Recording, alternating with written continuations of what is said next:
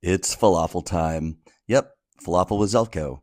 Today, I'm with Gary Sink, the owner of Beveridge Place in West Seattle. Go check them out. There's some great stories, and Gary is always full of interesting information and history about West Seattle. It's one of my favorite neighborhoods, and this place kind of helps make it that. Always delicious beers, beverages. They'll take care of you, good times, and make sure you check out Trivia Night. I picked up falafel from my actual favorite place to get falafel in Seattle, which is Falafel Salam. They're the beautiful story of food truck to brick and mortar, and I used to get them at the Fremont Market back in the day. Delicious, and these are the best falafel sandwiches I get in Seattle. I'm Kevin Zelko, and I'm doing another fun episode of Falafel with Zelko. Today, I'm with Gary Sink at Beveridge Place in West Seattle. How are you doing today, Gary? Doing good. How are you? Let's cheers our falafel. Cheers. How long have you had your business, and when did you start?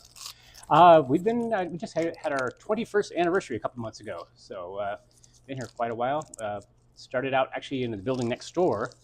And about 5 years into that, this building we're in now became available. So we moved the entire operation across the street. And the street, by the way, is named Beveridge Place. That's where the name Beveridge Place Pub comes from. So it was before you were here, it was called Beveridge Place, or did that come out after? We named the place Beveridge Place Pub, yeah. Yeah. So but the street existed. Oh yeah, the street's been there for decades. Interesting. Do you know anything about the history of Beveridge Place Street? Is when we changed, so we bought an existing bar called the Full Moon Saloon back in 2001. And then by 2003, we decided we'd made enough changes to make it a craft beer bar instead of just a regular sports bar, that we needed to change the name, to change our image.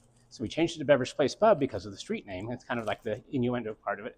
And then one day, this big Cadillac pulls up in front, and this little old lady walks out of it, comes in the pub, and I asked if I could help her. And she says, "Oh, yeah, I noticed you changed the name of the place to Beveridge Place Pub."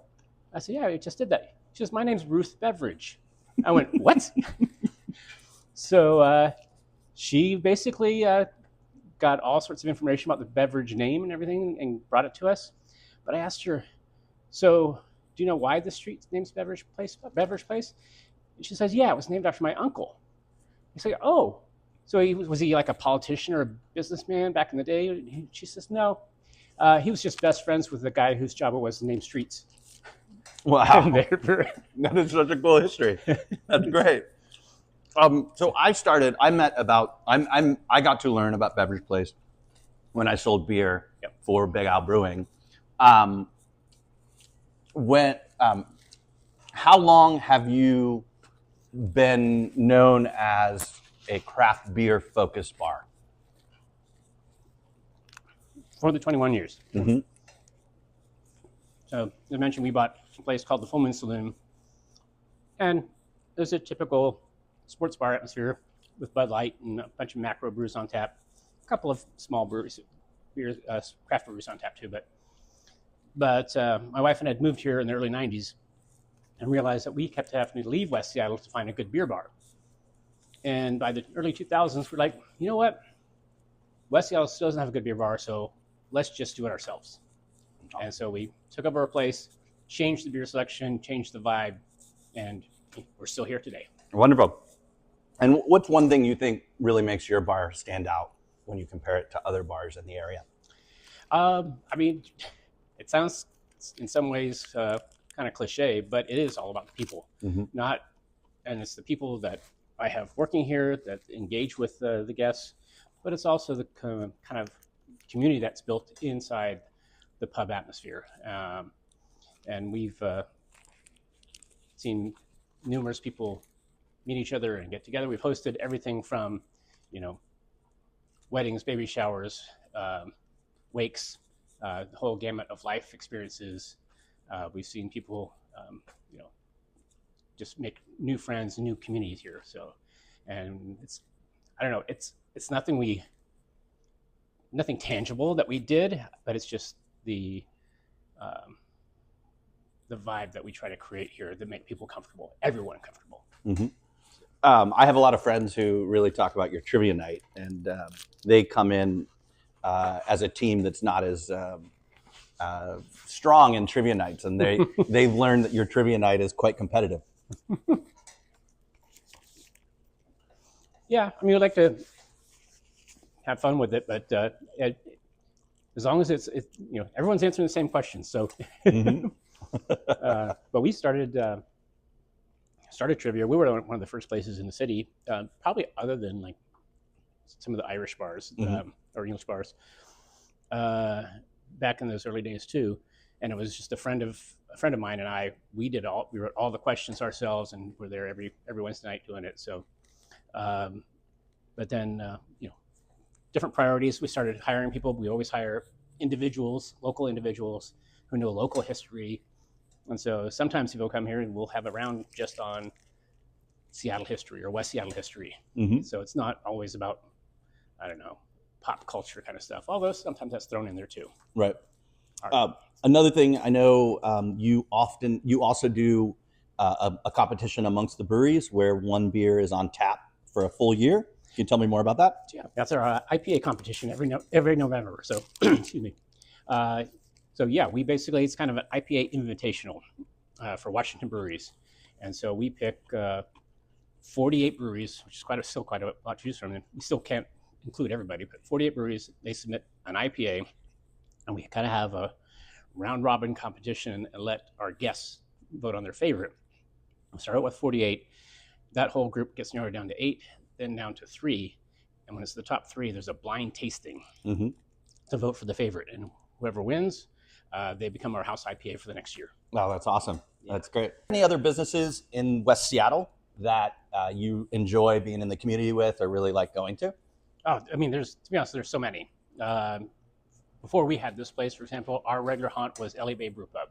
Great beer, great food there, family friendly, so we love going there. But probably my wife has 2 of my favorite places with my wife and I to go out to dinner and such, and drinks. One you talked to earlier on one of your other shows, which was Ito's Tapas, great Moroccan food. And there's also Lady J, which is a great smokehouse barbecue place. Yep. So great people at both those locations. And I mean, gosh, I should just rattle off others. Circa in the Admiral District, it's awesome as well. Machiko for sushi. So it's just so many places we love to go to. Wonderful. Is there anything in West Seattle? West Seattle has so much going on, and you can live on this island and not really have to leave, except for maybe major sports. But other than that, you can pretty much come out here and do everything. Is there anything that you think West Seattle could use to make it even better? I mean, when we're not staying here, we can hop on the bridge and make a quick jaunt to Beacon Hill and Columbia City area, and realize we'd be nice if we had like a East African restaurant, like a Ethiopian Somali type of restaurant, because I mean, just to add to the diversity of food options that we have here. That's something I think we'd really love to see. Well, great. Yeah. And then just to kind of wrap up today, are there any great events coming up in your bar? So, well, you mentioned our quiz night, which we do every Wednesday at 8 p.m. Okay.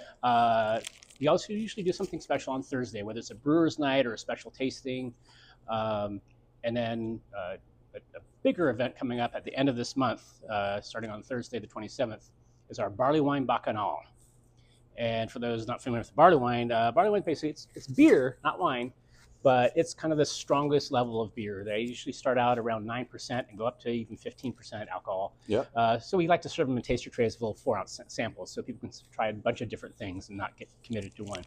But we do a 4-day event where we have 24 barley wines on tap from all around the world.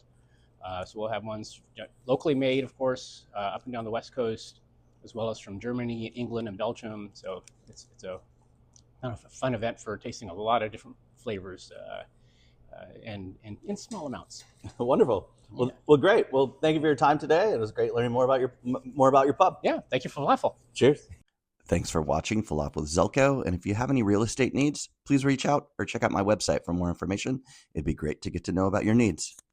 And give this channel a like and a follow. I have a handful of other Falafel with Zelkos available for your viewing pleasure.